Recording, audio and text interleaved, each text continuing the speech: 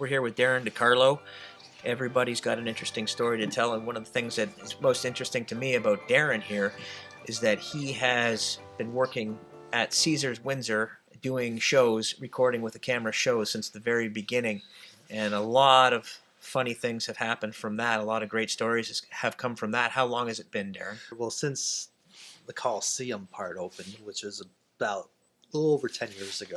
Before that, I never shot concerts or live music, so I've shot other stuff, but... And for people who don't know, how big of a venue is the Coliseum at Caesars? At full capacity, about 5,000 seat theater. So from that time, how many concerts do you figure that you worked? Every year was different. You know, some years would be busier than others, but I'd say over the past 10 years, if I were guessing, anywhere between 400 and 500. Yeah, but you're not just any camera guy. You've got a kind of a special camera position. You're called the pit camera. Yes. Well, tell us what the pit camera does. Well, the pit is actually the camera that is right next to the stage. There was no barricade, so I would have to be physically leaned up against the stage, Elbow to elbow with sometimes some of the concert goers. Yes, you definitely had to mingle. You had to be polite, but you also have to make sure you're in the right position to get the shot that the director wants. But what a unique perspective for you to have, and you're that close to the action. I'm sure that a lot of these acts coming through, you really, really are excited to see as a fan, and you just happen to be the camera person, so you've got a really, really cool position, cool job. Yeah. Tell me, which one of these concerts out of the hundreds that you've seen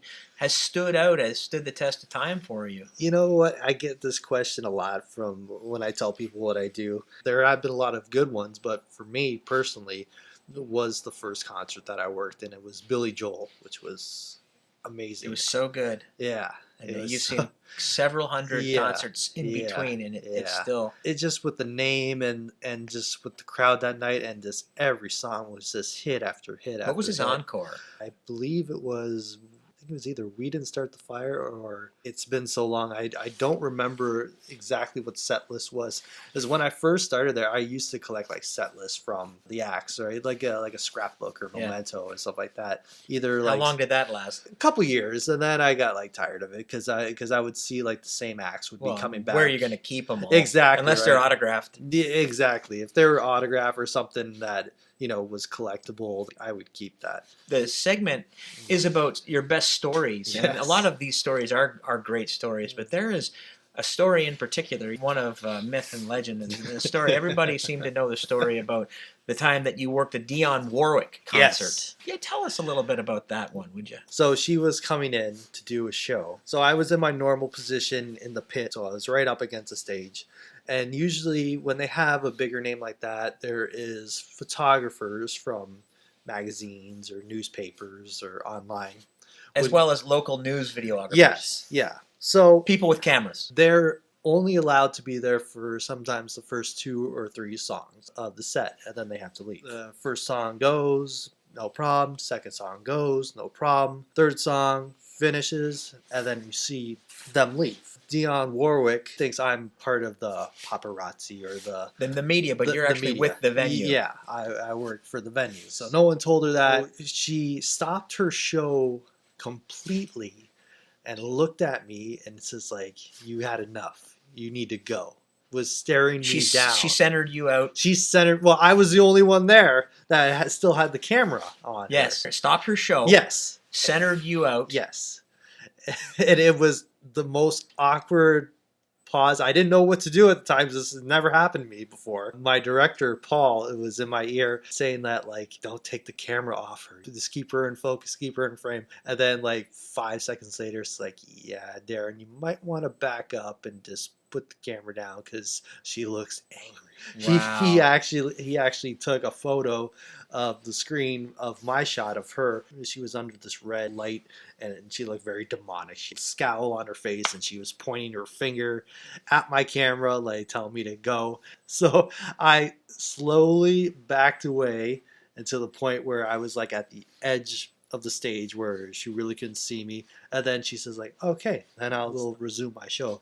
The people kind of like awkwardly clapped because they didn't know if this is part of the show or she really pissed. Yeah, because Amazing people that thing, you knew, other people were in the audience, and they would retell the story. I remember Rob Miller from the CBC would tell the story in morning meetings sometimes. Yes, he was actually there that night. He said like, "But he works here. He's the camera guy for," but obviously he didn't speak up loud enough. I was embarrassed a little bit, but you know, I'm more embarrassed for Dionne Warwick. Yeah. I mean, she's supposed to be psychic.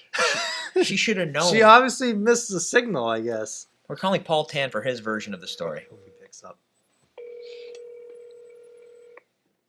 Do you have any recollections? How you doing, Mike? I'm doing good, man. I miss you.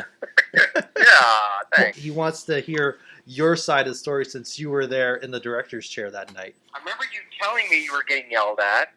I think I was very not sympathetic towards you about it at all. I think I just kept saying get closer, get in there. Because I remember you telling me, okay, slowly move back, but she kept on following me. Oh, yeah. It was a good shot. It was a good It shot. was a good shot. that photo is like the most requested photo that still to this day from people that are. We did a frame grab of yes, it, didn't we? yes. That is truly awesome. It just occurred to me that there was another story that Paul would remember when Ringo Starr All-Star Band first came to the casino. And this is back when we did white balances before the show. And there was this huge white Bristol board that Al, the spot guy, would be showing light on. So I thought I'd be cool. So I asked Ringo Starr to hold the Bristol board. Did you really? Yeah, I did. Because then, he held. We put it like right in front of him. He was doing like a warm up for rehearsal or something, sound check. And then Paul comes down. He's like, "Did you really ask Ringo Starr to hold the whiteboard to do a white balance?" So I was shocked all over you when I heard the story just now. Thank you so much, Paul. That was wonderful, and maybe we'll call you back one of these days to hear some more stories. Okay, man. Yeah, those were some good times, man. Anytime. It's funny because as many times as I told the story, my favorite thing is hearing other people tell me the story and hear their recollection of it. Darrin, I just want to say thank you for being my guest here, and we just like keeping those stories going. Yes. If any of you have any stories that you want to add about brushes that you've had with celebrities at Caesars or anywhere else in Windsor, send me a message and we'll get you on tape too. Definitely.